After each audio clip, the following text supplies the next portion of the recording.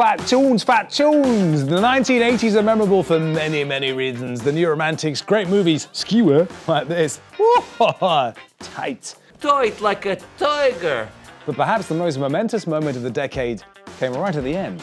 In March 1989, when 33-year-old computer scientist Tim Berners-Lee was struggling with data management in his role at CERN.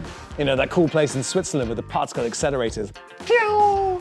So he did some thinking about things like hypertext and transmission control protocol, as you do, and wrote a document titled Information Management, a Proposal.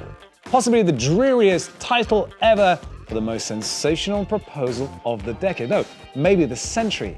And it was, of course, the internet. And it caught on pretty quick.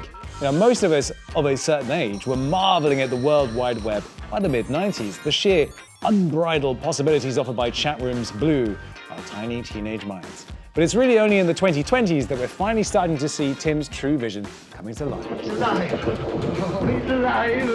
It's alive. What was it, and why did it take so long? If these are the kind of big questions you want answer to, and crypto got you spinning like Pete Burns, then hot damn, you've come to the right place. Yes, it's time for School of Block.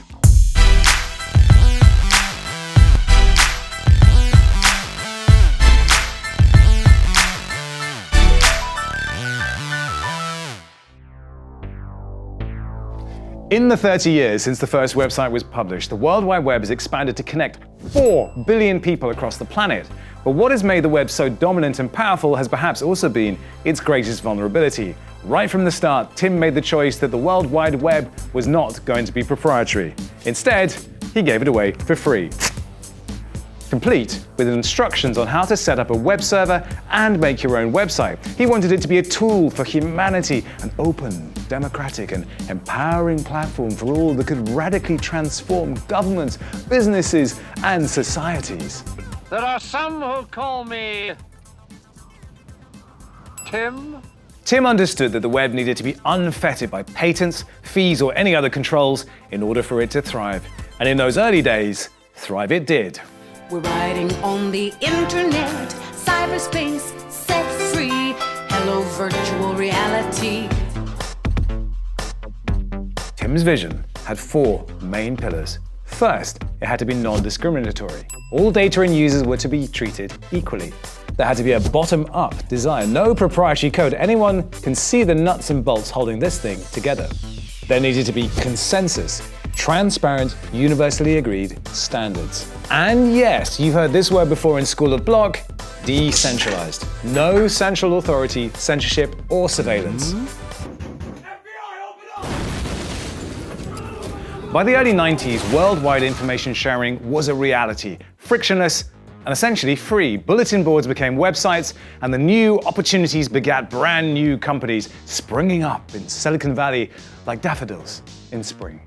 The tech establishment, meanwhile, was rocking. And at the time, Microsoft dominated the digital space, with Windows powering 90% of all personal computers. And into this space burst Netscape, a cover of Time magazine for its founder Mark Andreessen, and an IPO in August '95 that valued the company at billions. Why so much? Well, that's because Netscape posed an existential threat to Microsoft. Netscape's web browser could well replace Windows as the primary way people interface with computers, and this was back in 1995.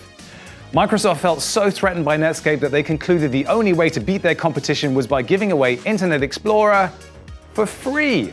But this backfired spectacularly, prompting one of the largest antitrust trials in history. And a year later, in 1999, Microsoft had sensationally lost the case and was forced to split in 2. This trial is responsible for what the web has become today. And to quote Gary Reback, Netscape's lawyer from the time, "Because of antitrust enforcement, that is why we have Google.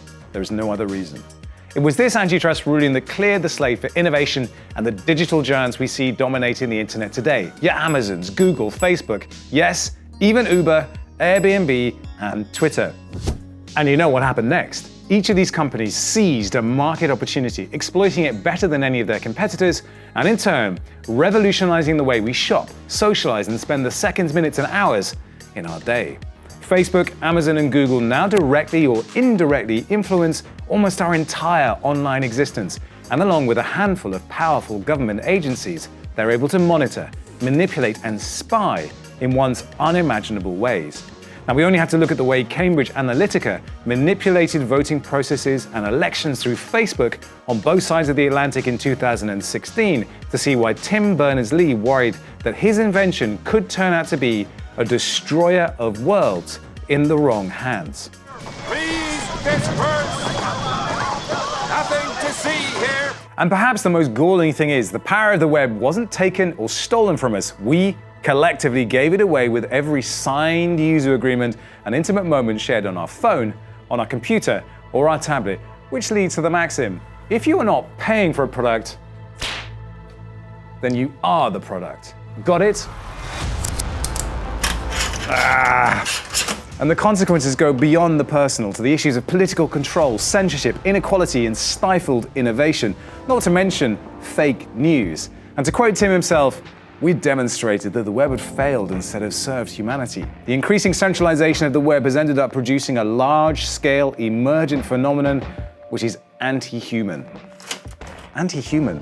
Technology is meant to assist us, but so often it ends up dehumanizing us. Now, these are deep, existential questions that are only being sharpened by the advancement of AI. But there is hope. Blockchain's vision of a decentralized digital world is actually the closest we've ever come to Tim's ideals. It's democratic, permissionless, non-discriminatory, and censorship-resistant. But just as Microsoft felt threatened by Netscape, decentralization is providing a direct threat to the established giants' business models. Facebook's response? Well, that was the creation of their own stablecoin, Libra. And that was quickly shot down by the US courts, but they haven't given up. Why would they? They're Facebook, and they've rebranded it as Diem, and are going again. With their global audience baked in, they have a supreme advantage over the crypto upstarts. So, ultimately, it's going to be up to you. You have the power to choose to contribute to a centralized future or a decentralized one. Give power to others or retain control of your data, your finances, and your digital identity. Big questions that require big answers, and we'll be looking at them in detail in the following week. You've been watching School of Block, presented by Ledger and The Defiant, demystifying decentralization, one block at a time. Don't forget to subscribe, drop us a like if that's what you're into, and as always, here's to your financial freedom.